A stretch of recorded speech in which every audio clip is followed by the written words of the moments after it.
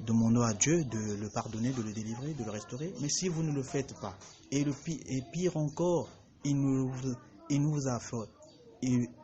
vous a fait aucun mal. C'est là où on ne comprend pas. Alors, je vais lire un verset biblique qui va vous conduire à rester calme, humble et serein et aussi pardonnable de la part du Seigneur. Car le Seigneur a dit un dernier mot qui m'a beaucoup choqué, m'a fait mal. Le jour où j'avais écouté ça, j'avais eu peur. Pour vous qui ne savez pas ce que vous faites. Vous ne savez pas ce que vous faites, les frères là et les sœurs là, je ne sais pas, des pasteurs, si vous êtes encore des pasteurs aujourd'hui, parce que vous avez dépassé vraiment les limites, quoi. Franchement, vous avez dépassé les limites. Hein. C'est pas bon, ça. Ça ne rendra jamais joyeux le peuple de Dieu. Tout ce que vous faites contre Barouti, ça ne vous rendra jamais joyeux le peuple de Dieu. Tout le monde reconnaît que c'est lui que Dieu est en train d'élire en ce moment. Mais pour faire entrer la confusion devant un homme qui se la raconte peut-être, qui dit des choses qui sont vaines et qui ne sont pas vraies, qui sont fausses. Alors, pour le confondre, priez pour lui, en bien de lui, sans pourtant parler de mal de lui.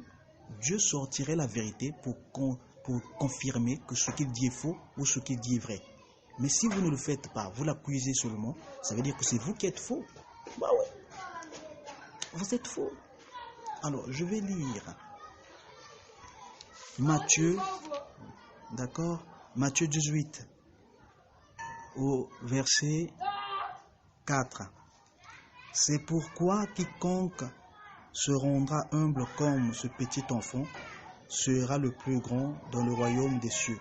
Et quiconque reçoit en mon nom un petit enfant comme celui-ci me reçoit moi-même.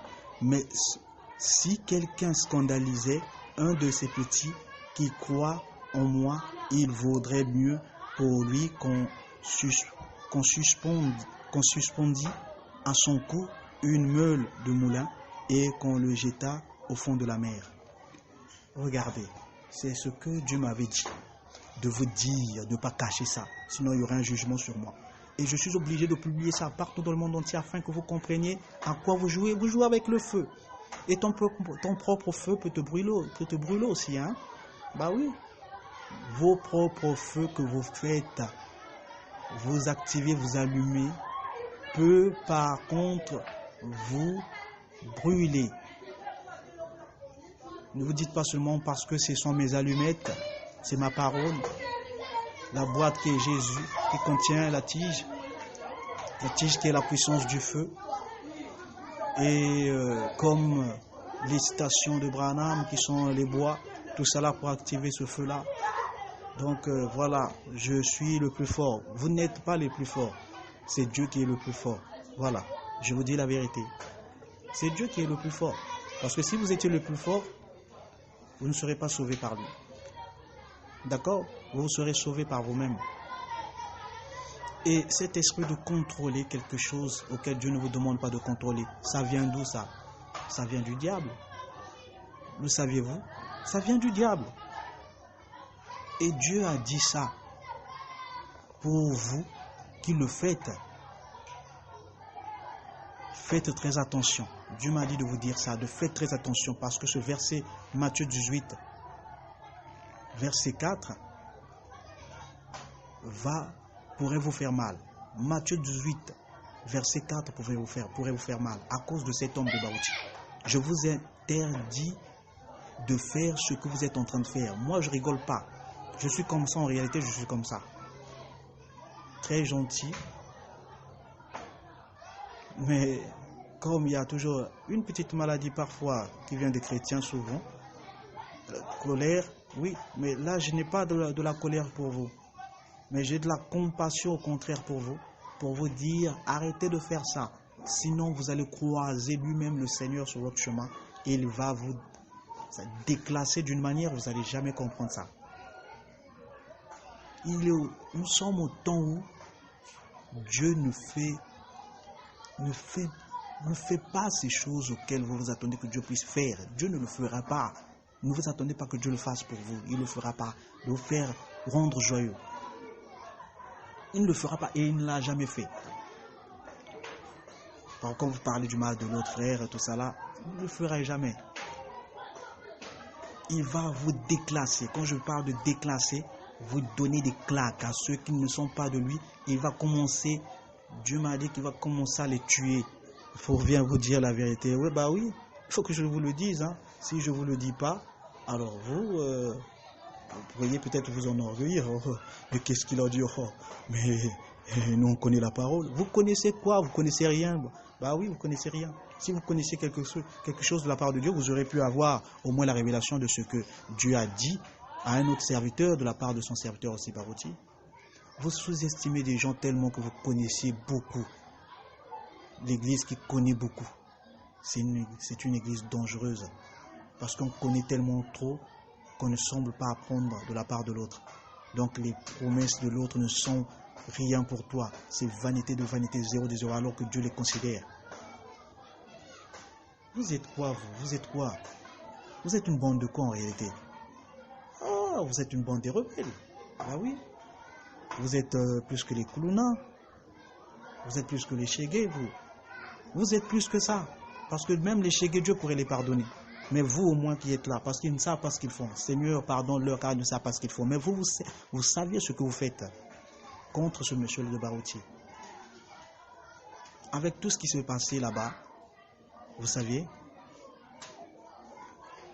charnellement, je ne pourrais peut-être pas repartir parce que j'avais pris toutes mes économies et j'ai traversé en RDC. Je l'ai vu, mais on n'avait pas pu se parler. D'accord? Mais ça ne m'avait pas fait de l'amertume. Je m'étais dit ceci, que je repartirais tôt ou tard quand j'aurais de l'argent et parler avec l'homme de Dieu. Et vous savez, quand j'étais revenu, une sœur de l'église, s'était un peu frustrée. Non, tu as dépensé beaucoup d'argent, tout ça là, je la sentais un peu colérique. Or que ça, ce n'était pas bon. Non, comment ça, tout ça là. Elle n'avait pas dit du mal contre l'église, contre le pasteur Barouti. Mais la sœur était frustrée de ce qu'elle avait compris, que je n'avais plus rien, mais tout ce que j'avais tout claqué pour aller voir papa Barouti. Vous comprenez? Je dis papa, pas pour le flatter, mais parce que c'est un père. Il est beaucoup âgé. Et moi, j'ai 40 ans aujourd'hui. Donc, c'est un père pour moi. À moins que vous soyez plus âgé que lui et que vous ayez à peu près le même âge. Donc, c'est notre frère, c'est aussi un papa. Donc, je dis ceci. Alors, ce jour-là, je n'avais pas mis ça en tête. Mais vous savez, quand on vous prononce des paroles comme ça, c'est des paroles qui peuvent aussi impacter vos cœurs, vos âmes, vos pensées. Et après, quelques temps plus tard, il y avait comme une sorte d'amertume qui commençait à venir en moi.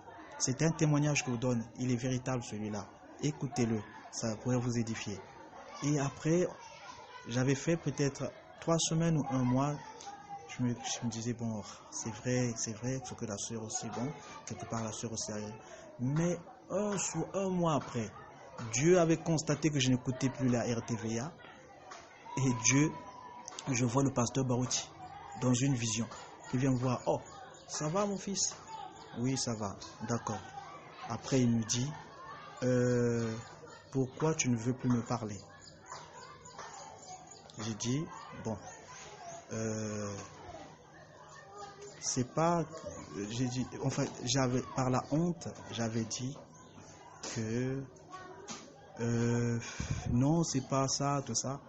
Mais il dit non, mais il faut me dire. J'ai dit non, papa, il n'y a rien. Je suis. Ah, es-tu maintenant contre moi? Vous comprenez? Ça, c'est papa Barouti qui me dit ça. Qui me disait ça dans la vision. Es-tu maintenant contre moi? Or, quand il disait es-tu maintenant contre moi, c'était parce que je n'écoutais plus la RTVA. Il y avait quelque chose, il y avait comme une sorte d'amertume à cause de ce que cette soeur m'avait dit concernant l'argent que j'avais dépensé pour aller là-bas le rencontrer, et que je n'ai pas pu le voir, d'accord? Maintenant, si Dieu fait ça, ça veut dire que cet homme-là est confirmé de Dieu et je n'aurai pas à le dénigrer, le haïr. Et si c'est arrivé que je ne le rencontre pas, ce n'était pas de sa faute aussi. C'est pourquoi nous sommes tous parfois dans la confusion comme ça. Je n'oserais même pas. Malgré tout ça, je n'avais jamais osé dire quelque chose sur Internet. Regardez, j'étais parti le voir, comment il est mauvais, tout ça. Je ne dirais pas ça. Mais je l'ai fait honnêtement. Je ne l'ai pas discriminé. Vous faites ça et vous le faites dans le message de Branham. La honte n'est pas pour Branham, la honte est pour vous. Parce que ce que Branham ne vous a pas dit, vous le faites. La discrimination dans l'église de Dieu. Vous parlez du mal d'un homme que Dieu a confirmé. Moi, c'est Dieu qui vous m'a dit de vous le dire. Parce que si je ne vous le dis pas, Dieu me poursuivrait. Il fallait que je vous le dise. C'est une occasion pour vous de changer d'idée, des mauvaises idées que vous avez eues sur cet homme-là, afin de retourner à la parole et de prendre position de la parole. Si mon frère marche honnêtement avec Dieu, eh ben moi je marcherai avec lui. À moins qu'il marche mal envers Dieu, alors je prierai pour lui de sorte qu'il se redresse, tout ça. Mais si ça continue à persister, à se moquer de quelqu'un auquel que Dieu a confirmé, vous avez des problèmes. Et vous rendrez compte à Dieu.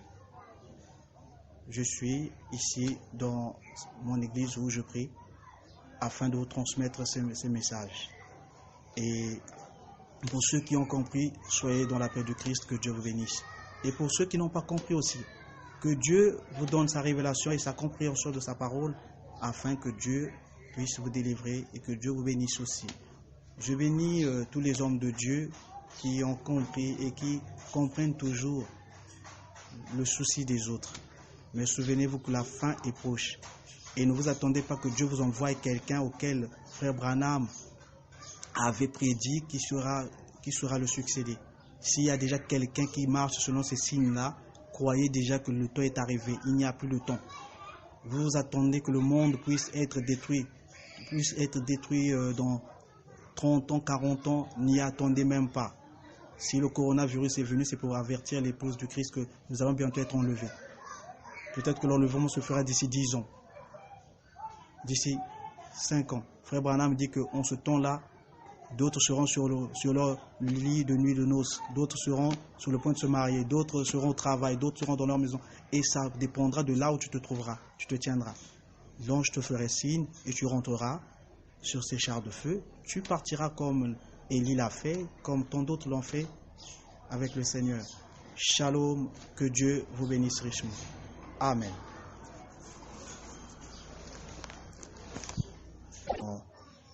Demandons à Dieu de le pardonner, de le délivrer, de le restaurer. Mais si vous ne le faites pas, et pire encore, il ne vous a fait aucun mal. C'est là où on ne comprend pas.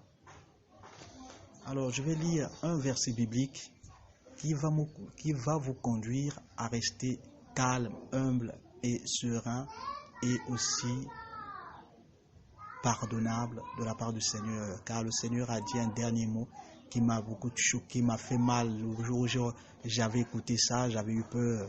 Pour vous qui ne savez pas ce que vous faites, vous ne savez pas ce que vous faites, les frères là et les sœurs là, je ne sais pas, des pasteurs, si vous êtes encore des pasteurs aujourd'hui, parce que vous avez dépassé vraiment les limites, quoi.